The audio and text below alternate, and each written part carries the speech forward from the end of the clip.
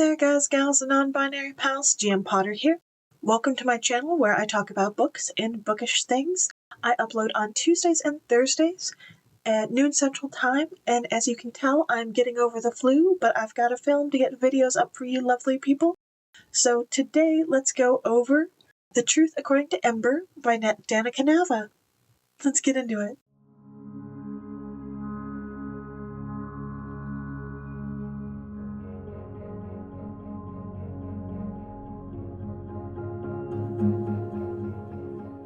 Alrighty, so this book came out on August 6, 2024, and coming in hot with the Goodreads blurb, we have a Chickasaw woman who can't catch a break serves up a little white lie that snowballs into much more in this witty and irresistible rom-com by debut author Danica Nava.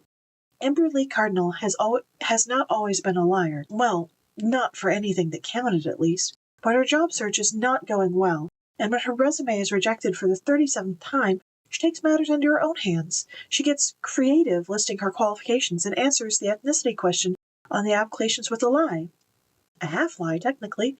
No one wanted Native American Ember, but white Ember has landed her dream accounting job on Park Avenue, Oklahoma City, that is. Accountant Ember thrives in corporate life, and her love life seems to be looking up to Danua Colson, the IT guy and fellow Native who caught her eye on her first day, seems to actually be interested in her too.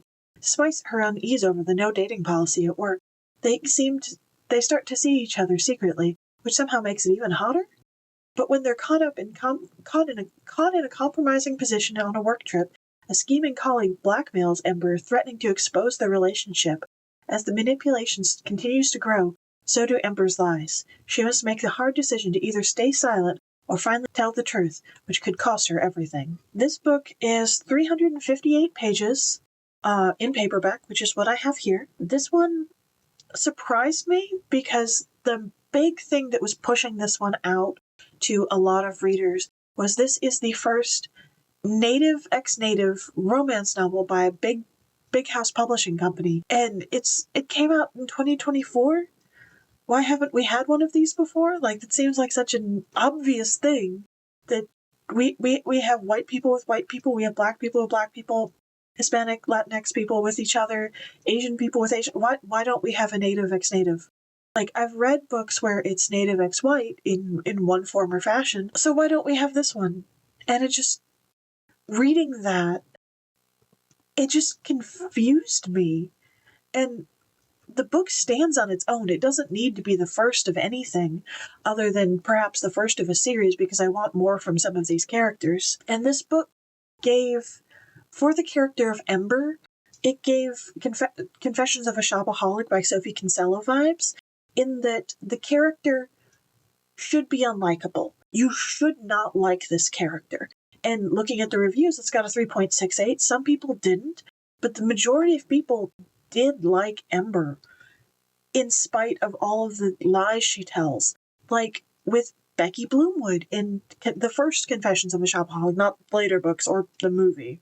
She's just endearing, and she's so lifelike and so sweet and so realistic that she's someone you could actually meet and actually be friends with, in spite of all of her flaws. Her flaws just make her better as a character, and it was really refreshing to see that. Also, it gave realistic dreams for the characters. He just wants to have a good job where he can afford to take care of his sister who's special needs and pay his mortgage. And she wants to be able to have an apartment that she can afford the rent on with or without a roommate. A job in an office building in the city, Oklahoma City, that is, and not have to have her hand out for things and not work at the stinky bowling alley part-time anymore. And it's like, thank you. So many books out there give their characters these lofty expectations and these lofty dreams. And yes, build your castles in the sky. That's where they belong. But you have to put a foundation under it. Not everybody wants their castle in the sky, and not everybody's castle in the sky looks the same. Some people just want a good life, and that's okay. And putting that as the focus of a book was just so refreshing. This book also talks about what it calls poor pride, which a lot of people, myself included, who didn't grow up with as much as other people, have had to work on themselves for. And that's that not spending on something when you have something else that works. The character has this car that's from the 90s, and the book takes place in 2024. But it's perfectly serviceable. She keeps driving it until it's in the ground. When she has the money to get a new car, to get a new used car, to get a better car, she's like, no, this one still runs. I'm going to get my money's worth out of it.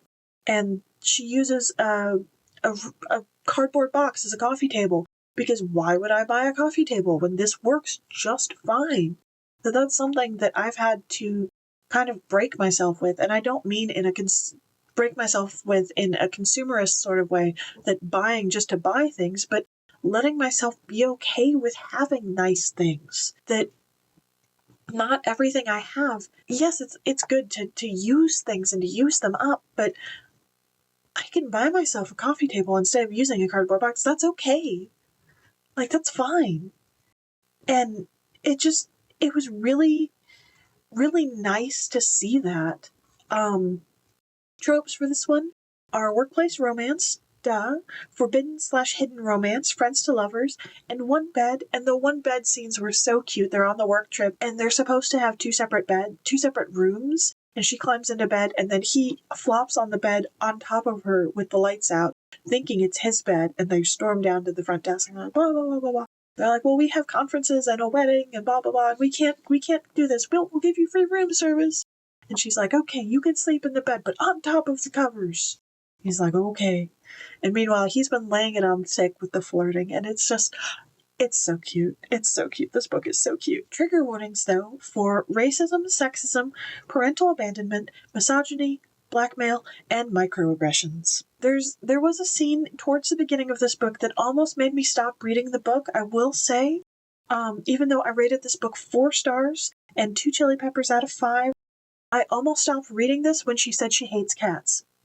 Because I don't know if you know this,